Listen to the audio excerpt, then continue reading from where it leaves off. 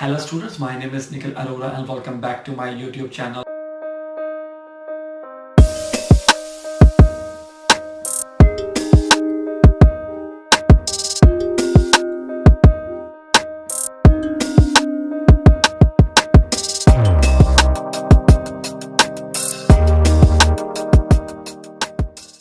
Video का topic है most common mistakes in PTE.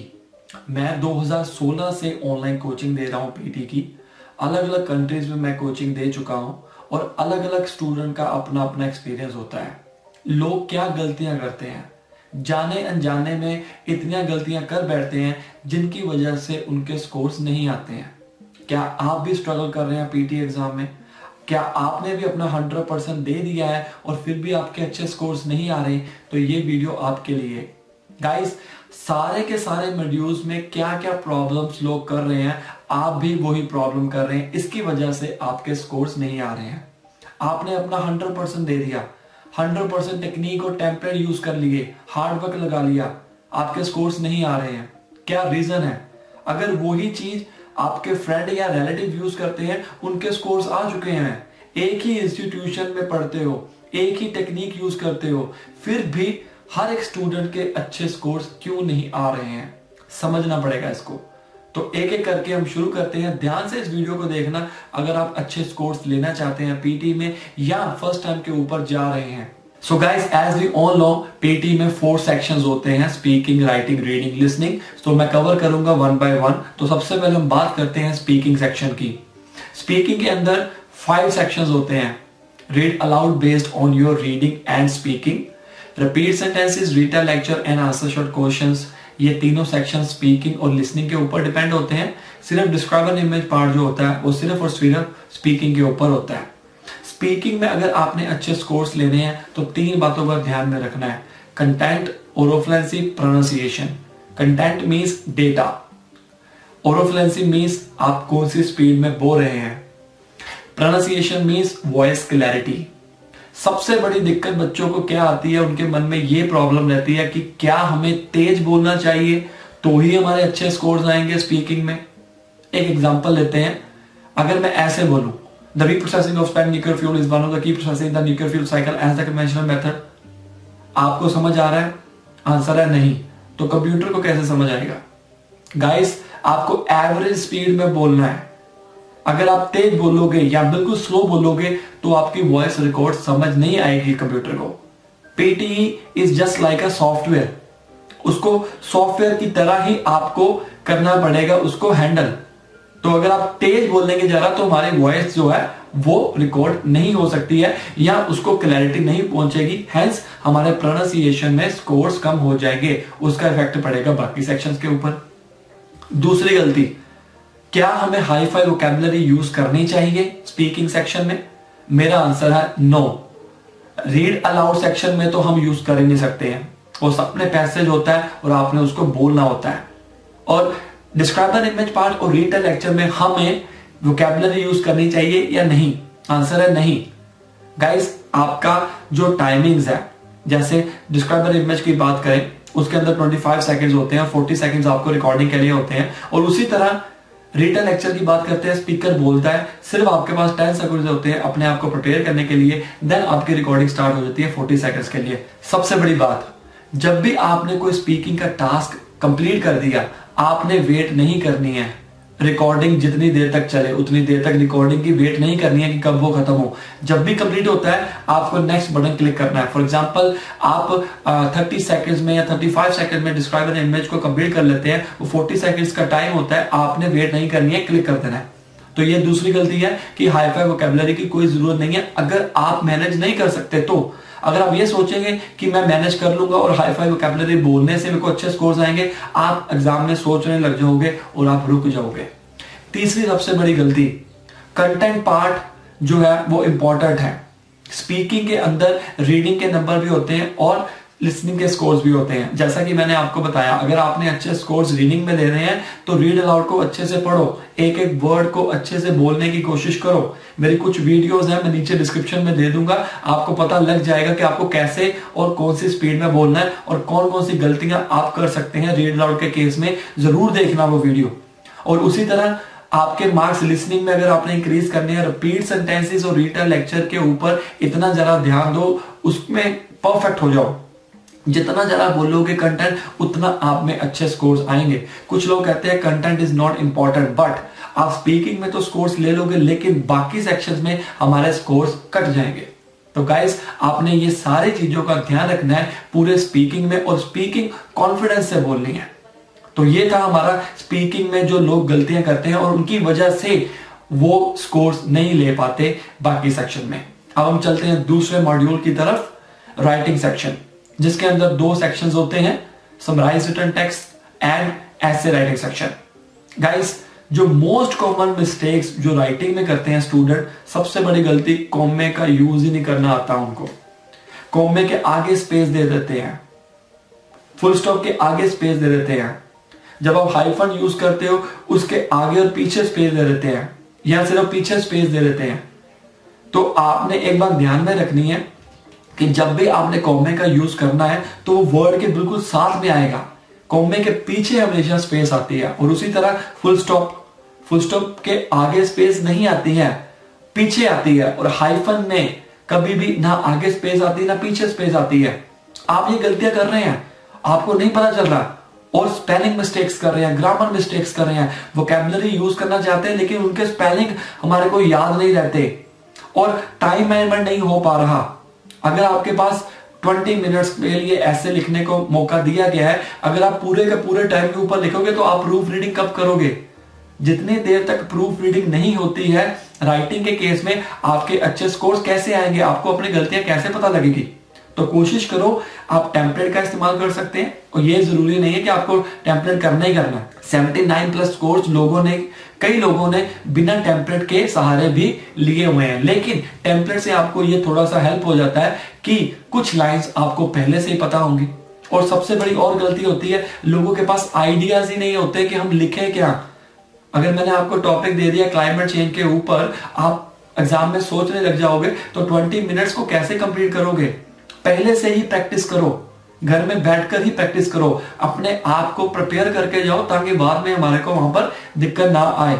और उसी तरह समराइज रिटन टेक्स्ट में आपके पास 10 मिनट्स होते हैं, तो कनेक्टर का यूज आप इसमें कर सकते हैं 5 to 75 words, but you can use only 1 full stop, और आप 40 से 50 वर्ड्स के बीच में लिखिए। अगर आपके पास टेम्पलेट है यू कैन यूज, अगर नहीं है तो टेक्निक का इस्तेमाल करिए। मैंने कुछ वीडियोस डाली हुई है, नीचे डिस्क्रिप्शन में आपको लिंक दे दूंगा, हिंदी में भी है और इंग्लिश में भी है।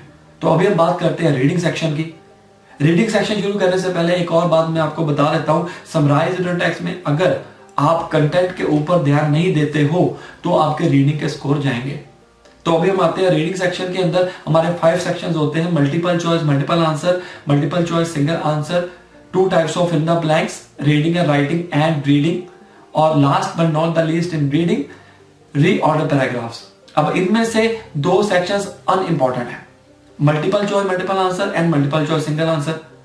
अभी रीडिंग के टाइम के ऊपर लोगों को बहुत दिक्कत आती है, इसको कैसे इंप्रूव किया जाए, और इसमें टाइम मैनेजमेंट की सबसे बड़ी दिक्कत है। गाइस जो multiple choice multiple answer and multiple choice single answer है, ये हमारे लिए इतना इंपॉर्टेंट नहीं है, उसके ऊपर ज्यादा टाइम वेस्ट ना करें।